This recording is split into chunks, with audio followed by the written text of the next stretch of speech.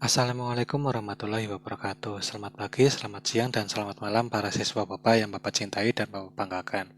Pada kesempatan kali ini kita agak sedikit berbeda ya. Sebelumnya kita berada di dalam kelas, kemudian kita bertatap muka karena ada wabah corona, jadi kita berubah format menjadi online seperti ini. Semoga kalian tidak menjadi salah satu korban corona ya, amin. Nah, pada kesempatan kali ini Bapak akan menjelaskan kepada kalian tentang konsep akun di perusahaan jasa. Nah, yang pertama kita akan bahas adalah kita akan mempelajari konsep dari akuntansi. Nah, akuntansi itu sendiri merupakan seni untuk mencatat setiap transaksi yang begitu rumit dan kompleks ke dalam bahasa yang lebih mudah dipahami oleh semua orang. Jadi, di dalam akuntansi itu memiliki standar akuntansi keuangan atau SAK. Di Indonesia kita memakai standar itu untuk mencatat setiap transaksi keuangan di segala perusahaan jasa maupun dagang maupun manufaktur. Ya, karena setiap kegiatan akuntansi itu memakai standar ya. Jadi, beberapa orang itu menganggap akuntansi adalah sebuah bahasa bisnis untuk mengerti kondisi keuangan dari sebuah perusahaan. Tadi kan juga sempat dijelaskan bahwa akuntansi itu memberikan gambaran ke kondisi keuangan dari sebuah perusahaan. Maka dari itu, pencatatan dari akuntansi itu harus spesifik dan tertentu untuk menjelaskan kondisi keuangan dari sebuah perusahaan. Nah, singkatnya, bahasa bisnis yang dimaksud adalah kita mengetahui kondisi keuangan dari sebuah perusahaan. Nah, hal spesifik yang dimaksud adalah bertambah atau berkurangnya harta, utang, dan modal. Nah, untuk selanjutnya kita akan berkenalan sedikit dengan kegiatan-kegiatan yang dilakukan oleh seorang akuntan. Kegiatan pertama yang dilakukan oleh seorang akuntan adalah mencatat. Seperti yang telah kita ketahui bersama sebelumnya, akuntansi itu merupakan catatan. Jadi, tentu saja kegiatan pertama yang dilakukan oleh seorang akuntan adalah mencatat.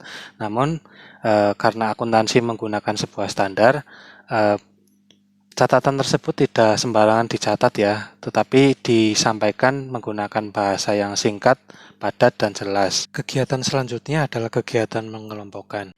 Pada awalnya akuntansi itu masih tradisional, masih ditulis di buku. Nah, pada sejarahnya juga akuntansi itu masih bernama pembukuan, bukan akuntansi, karena akuntansi pada saat itu masih serba manual, semua masih ditulis tangan. Nah, kita kan sudah tahu ya, akuntansi itu tujuannya untuk menyajikan laporan keuangan. Nah, masa iya kalau kita sajikan di jurnal umum, itu kan segala transaksi masuk di situ. Kayak contoh kita membeli peralatan, kemudian ada kita membeli perlengkapan, ada yang ngutang, ada yang berpiutang. Nah, jadi segala macam itu nanti kita kelompokkan eh, per kelompok untuk menyajikan laporan keuangan yang rapi seperti itu. Kegiatannya selanjutnya adalah menyajikan laporan keuangan. Kegiatan ini merupakan tujuan dari proses akuntansi, karena kita sebelumnya telah tahu ya bahwa akuntansi itu bertujuan untuk menyajikan informasi keuangan, kondisi keuangan dari sebuah perusahaan. Maka dari itu, kita sebagai seorang akuntan diwajibkan untuk menyajikan informasi keuangan yang dapat dimengerti oleh segala pihak, termasuk pihak perusahaan itu sendiri. Kemudian yang selanjutnya adalah jenis-jenis akun. Jenis akun itu cuma ada dua. Yang pertama akun real, yang kedua akun nomina. Akun real merupakan akun persamaan dasar akuntansi yang terdiri dari harta, utang, dan modal. Akun real itu biasanya digunakan oleh investor jangka panjang ya, seperti misalnya kita invest ke perusahaan ini tujuannya untuk sebagai tabungan sewaktu-waktu kita jual itu saham atau kita simpan untuk mendapatkan dividen tiap tahunnya atau tiap beberapa periode sekali. Nah, biasanya investor jangka panjang itu melihat harta utang modal itu untuk mengukur seberapa tahan perusahaan itu berdiri karena kalau kita misal banyak utangnya daripada modalnya, kita nanti akan merugi di suatu hari nanti. Akun real biasanya dilihat oleh para investor jangka panjang karena di dalam akun real terdapat harta, utang, dan modal. Kalau hartanya melimpah gara-gara utangnya yang banyak, bisa jadi kan karena modalnya lebih sedikit daripada utang juga mungkin sih, karena harta sama dengan utang plus modal. Nah, kalau utangnya terlalu banyak daripada modalnya, itu biasanya investor jangka panjang segera menjual aset dari investasi yang telah mereka beli karena takutnya perusahaan itu akan segera bangkrut dan dia tidak menerima dividen berapapun. Nah, kemudian sahamnya itu menjadi tidak berguna sama sekali. Itu bisa jadi karena kebangkrutan perusahaan itu dapat mungkin terjadi karena utang lebih dari modal atau beberapa faktor lainnya. Kemudian yang kedua adalah akun nomina. Akun nomina secara sederhana merupakan akun yang menunjukkan tingkat laba dari suatu perusahaan.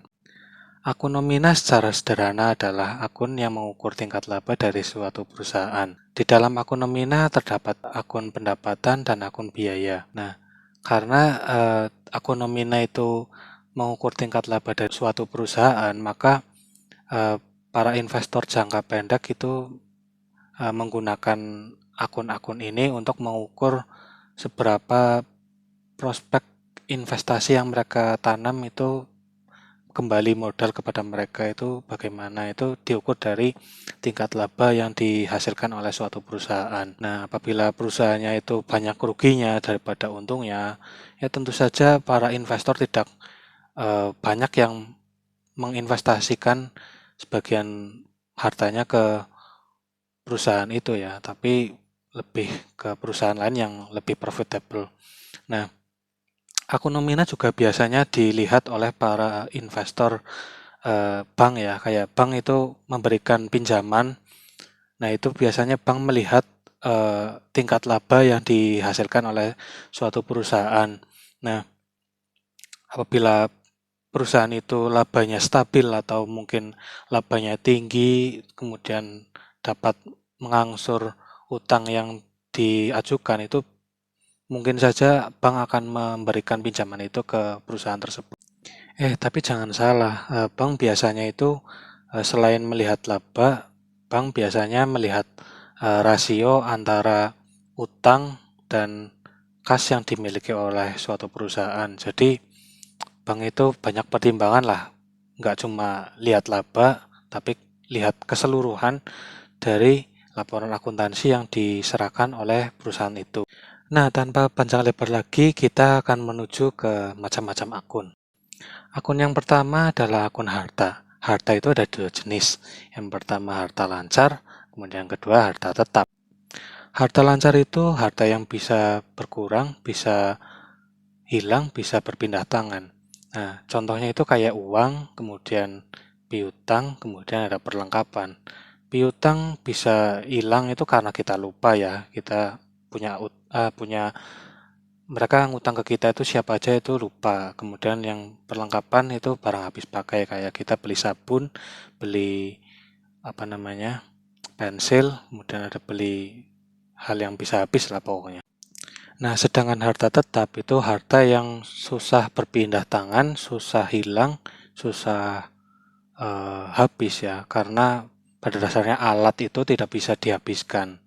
Nah, contohnya itu kayak peralatan, terus mesin, gedung, tanah. Nah, peralatan itu kan apa ya, nggak bisa kita habiskan ya, maksudnya benar-benar habis hilang gitu.